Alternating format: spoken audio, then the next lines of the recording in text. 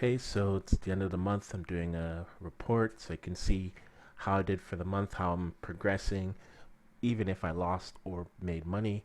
But overall, I did make some money, so I'm going to start at the conclusion and then kind of work my way back. So overall income 61.29. It's pretty good. I can't really complain. Um, Expenses 25.50. So I was able to save or about like $3,500 or so. So that's pretty good. Um, but let's go back a little bit. So this last week of February was just awful. I actually dropped like over 7,000 from my peak, so that hurt. But if I look at the big picture, I still made a good amount of money, so I'm going to be positive about that. But let's start looking at my Questrade account right here. Um, I started the month at 1244 on here. It went as high as like maybe 12 or 1450, so it was really looking good. And then I don't know, the last week or two, um, stock market's not been doing too well, so my ETFs kind of started performing poorly, and and the month down about $20 on there. Uh, and I've been using crypto.com, and I moved some of my crypto over to Binance. So you see it there. So part of the reason why I did that is because there's a bit of issues I'm having with crypto.com. You know, they say there's no markup and there's no fees when you trading crypto within the app. However, whenever I go to buy crypto from the app, it's always more expensive than it is on the market. And whenever I'm going to sell crypto on the app, it's always less expensive than it is on the market. And I messaged them about that, and they said, oh, it's just the timing and volume and this and that, and there's no fees. But I mean, I just don't believe that. I mean, when I moved half of my balance over to Binance, um, just the process of moving everything into Tether in order to move it over, my account ended up down like $100. Now, it's possible there was changes in the market and the prices, but it's just very common. I always lose when I sell, and I always overpay when I buy. So, I mean, I don't trust this site that much, but I mean, the actual app works amazingly. So, if it's more of just like a buy and hold account, I think it's really good for that. If you actually want to move around your crypto and buy this and sell that and do some trading, then I think it's pretty bad. Maybe the exchange might be a better place for that, but the app itself is, I think, just made for kind of holding your crypto, not really moving it around. But yeah, so let me talk about what happened with crypto. So yeah, like I said, I dropped like $7,000 from where I was at my peak. So if we kind of look at my, I have this saying crypto.com, but it's actually most of my crypto overall. Um, yeah, it was at like 18,600, something like that. Um, And as you know, if you're trading crypto, the last week of February was just awful. Since the 21st, everything's been going down. You could have been lucky enough to get some stuff that weren't, or maybe you stop lost, maybe you put something on Tether. But I went with a no stop loss strategy. So, I suffer the consequences of that. Now, I don't believe I'm going to be changing that strategy, but I might be modifying it as to not experience this kind of hit in the future.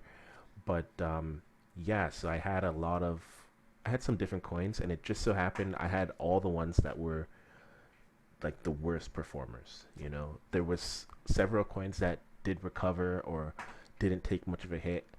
I took huge hits. I had a coin down 66%, another one down 61, another one down 47, 44, 32. So I just had all the worst coins, and I lost a lot during the last week. So I'm kind of debating what to do. I mean, honestly, I think I'm just going to hold them because they're now cheaper. Maybe I put some more money on it, but at the same time, I'm in a little bit of a having a little bit of doubt. It's like, will they recover? At what point will they recover? What if it takes 3 months? What if it takes 6 months? What if it takes 2 years? So that's kind of where I'm at now. But for now, I'm just holding on to them, and I might even put more money on them to pick up more shares. But yeah, so that's how things went. Um, any advice I can give? Well, I guess I came to two trains of thought when it comes to trading crypto or having, crypto investments. And one is, if you're going to have assets, you could have mainly assets that are strongly correlated to Bitcoin, in which case, when Bitcoin took that hit, you could have either moved everything over to Bitcoin, or you could have moved everything over to Tether and hold that until Bitcoin starts recovering. But an alternative is to have a diversified portfolio within crypto, which in a sense isn't really possible. I mean, if Bitcoin takes a huge hit, pretty much everything also takes a huge hit. I mean, maybe 1% of coins weren't affected or something, but for the most part, what happens to Bitcoin happens to everything else. So you could have maybe just the least affected coins within your portfolio, but that would also be the case when Bitcoin is pumping. So I think you probably maybe either want a mix of the two, where you have some coins that are correlated, some coins that are not, for some kind of diversification. Maybe have some on Tether in case like the market dips, you can have some cash sitting around to buy on the dips. And then yeah, the other strategy is to have very heavily correlated assets with Bitcoin, and then if the market dips, you just put it onto Tether, you wait for the market to correct and go back in at a better price. So, the strategy I went with was to, um, well, to have a somewhat diversified portfolio, but the ones that I had that historically weren't that correlated with Bitcoin took massive hits. So, I mean, that's the thing with correlation. Like, if you have an asset that is uncorrelated, that means when there's any movement within Bitcoin, that asset can either do better, the same, or worse. Whereas if you had an inversely correlated asset, then if Bitcoin drops, that asset would increase. If Bitcoin increases, that asset would decrease. So I mean, there is another way you can do that, whereas like you can short Bitcoin or get options or futures on Bitcoin, but I'm not sophisticated enough to do that at this point. So at this point, that's not part of my repertoire. That's not what I'm going to be doing. But yeah, going forward, this month, I'm just going to hold true to what I've been doing up until this point. Just keep refining it, learning, getting better, researching.